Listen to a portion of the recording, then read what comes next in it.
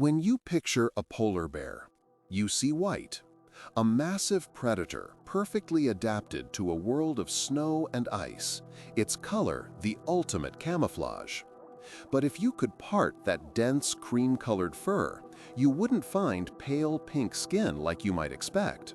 You would find that underneath its iconic coat, the polar bear's skin is jet black. This isn't a fluke, it's a fundamental part of its biology. This immediately presents a puzzle. In one of the coldest places on Earth, why would an animal designed to survive extreme cold have the one skin color we associate with absorbing heat? The principle is simple, something you've probably experienced yourself. Wear a black shirt on a sunny day and you'll feel warmer than if you wore a white one. This is because color is just our perception of reflected light. A white surface reflects most wavelengths of visible light, while a black surface absorbs most of them, converting that light energy into heat. For the polar bear, its black skin acts as a passive solar panel.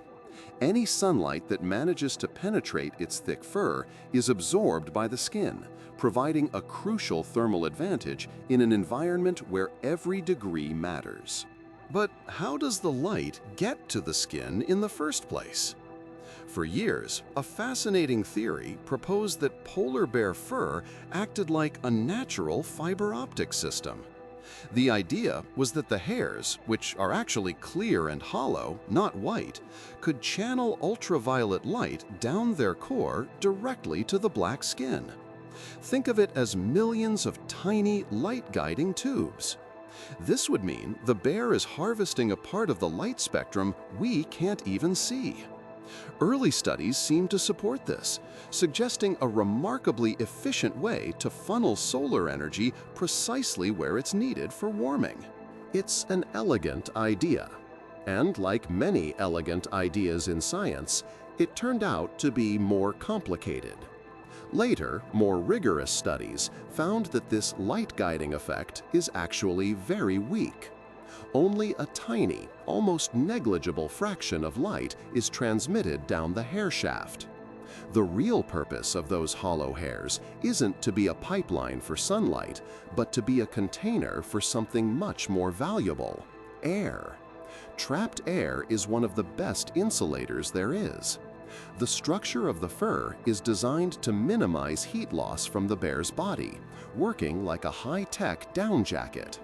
So if the skin isn't getting warmed by fiber optic fur, what's happening? The black skin is still absorbing any solar radiation that makes it through, but its main thermal role is related to heat retention. All warm objects radiate heat, a phenomenon known as black body radiation. Darker surfaces are more efficient radiators. The polar bear's skin effectively radiates its own metabolic heat outwards, but this heat is then immediately trapped by the incredibly efficient insulating fur. The black skin is part of a system.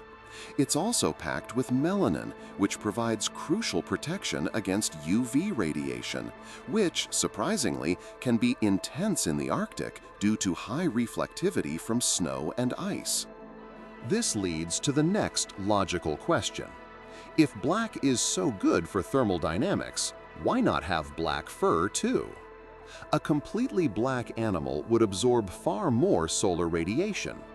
The answer, of course, is about what the polar bear eats. Its primary prey is the ringed seal, which it hunts from the sea ice. A 10-foot-tall black predator moving across a white landscape would be visible for miles. The white fur is a non-negotiable requirement for an ambush hunter in this environment. The bear's coloration is a masterclass in evolutionary compromise. A visible coat for hunting and an invisible, heat-managing skin underneath. The logic seems sound. Black for heat absorption, white for camouflage or reflection. But nature loves to break its own rules. Consider the opposite environment, a scorching hot desert. You would expect animals to be light-colored to reflect the sun's energy, and many are.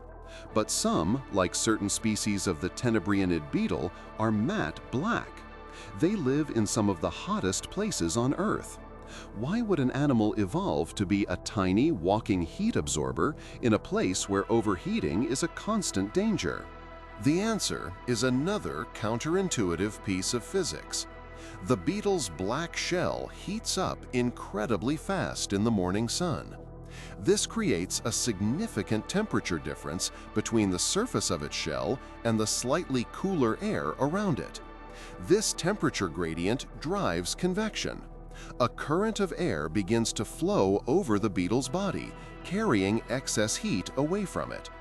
By getting hotter faster, the beetle essentially kickstarts its own personal cooling fan.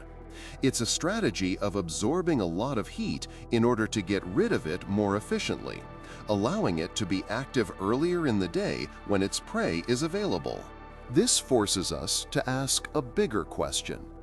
Do we over-assign purpose to color? Perhaps an animal's color isn't its primary function, but a byproduct of something else. The pigment that makes a polar bear's skin black is melanin. Melanin is incredibly effective at protecting against UV radiation damage. It also adds structural integrity to tissues. What if the primary evolutionary pressure was for durable, UV-resistant skin, and its blackness, and therefore its thermal properties, was just a secondary benefit? It's a concept called pleiotropy, where a single gene can influence multiple traits. So, why do polar bears have black skin? The answer isn't a single neat sentence. It's not just for heat or just for UV protection. It's an interconnected part of a complex survival machine. Its properties are intertwined with the structure of the bear's fur, its metabolism, its environment, and its diet. Evolution is not an engineer with a blueprint. It is a blind tinkerer that settles on solutions that are simply good enough to survive. The search for a single why often obscures the more fascinating truth, that survival is a web of compromises and unintended consequences, where something as simple as a color can have a story that is anything but black and white. Monotony has grown fast. Nearly 2,700 people have watched in the last few weeks, yet less than 0.03% are subscribed.